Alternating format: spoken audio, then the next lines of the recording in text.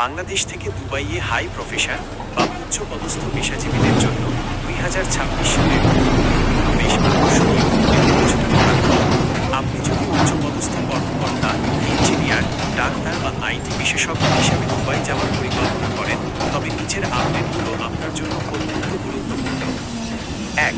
Green visa, green visa, 5 বছরের sponsorship. উচ্চপদস্থ পেশাজীবীদের জন্য সবচেয়ে বড় খবর হলো গ্রিন ভিসা। সুবিধা: এর জন্য কোনো নিয়োগকর্তা এমপ্লয়ার স্পন্সরশিপের প্রয়োজন হয় না। আপনি নিজেই নিজের স্পন্সর হতে পারবেন এবং 5 বছর থাকার অনুমতি পাবেন। যোগ্যতা: ব্যাচেলর ডিগ্রি এবং কমপক্ষে 15,000 দিরহাম মাসিক বেতন থাকতে হবে। 2. গোল্ডেন ভিসা, গোল্ডেন ভিসা, 10 বছরের দীর্ঘমেয়াদী রেসিডেন্সি। যারা অত্যন্ত উচ্চ পর্যায়ের পেশাজীবী, যেমন ডাক্তার, বিজ্ঞানী বা বিশেষজ্ঞ ইঞ্জিনিয়ার, তাদের জন্য গোল্ডেন ভিসার পরিধি বাড়ানো হয়েছে। যোগ্যতা: মাসিক মূল বেতন, বেসিক স্যালারি কমপক্ষে 30,000 দিরহাম হতে হবে। সুবিধা: 10 বছরের নিশ্চিত রেসিডেন্সি এবং পরিবারের সদস্যদের, স্ত্রী, সন্তান ও বাবা-মা স্পন্সর করার বিশেষ সুবিধা। 3. নতুন আইটি ও এআই স্পেশালিস্ট ভিসা। 2026 সালে সংযুক্ত আরব আমিরাত কৃত্রিম বুদ্ধিমত্তা এআই এবং টেকনোলজি খাতের জন্য আলাদা ক্যাটাগরি চালু করেছে। বাংলাদেশি আইটি প্রফেশনালদের জন্য এটি বড় সুযোগ। অনেক ক্ষেত্রে এই ক্যাটাগরিতে বিএমইটি ক্লিয়ারেন্সের প্রক্রিয়া অনেক সহজ করা হয়েছে। 4. বিএমইটি স্মার্ট কার্ড ও বায়োমেট্রিক। হাই প্রফেশন হলেও বাংলাদেশ সরকারের নিয়ম অনুযায়ী বিএমইটি স্মার্ট কার্ড এবং বায়োমেট্রিক ফিঙ্গারপ্রিন্ট দেওয়া এখন বাধ্যতামূলক।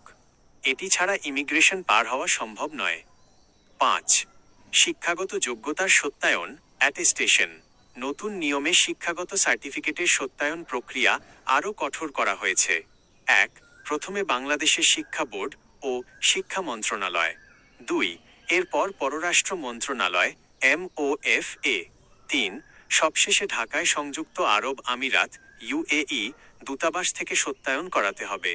দুবাই পৌঁছানোর পর সেখানেও আবারও পররাষ্ট্র মন্ত্রণালয় UAE MOFA থেকে সত্যায়ন করাতে হতে পারে। 6. বেতন ও ব্যাংক স্টেটমেন্ট। উচ্চপদস্থ ভিসার ক্ষেত্রে এখন গত 3 থেকে 6 মাসের ব্যক্তিগত ব্যাংক স্টেটমেন্ট যাচাই করা হচ্ছে। এছাড়া আপনার নিয়োগপত্র বা অফার লেটারে বেতনের পরিমাণ স্পষ্ট থাকতে হবে।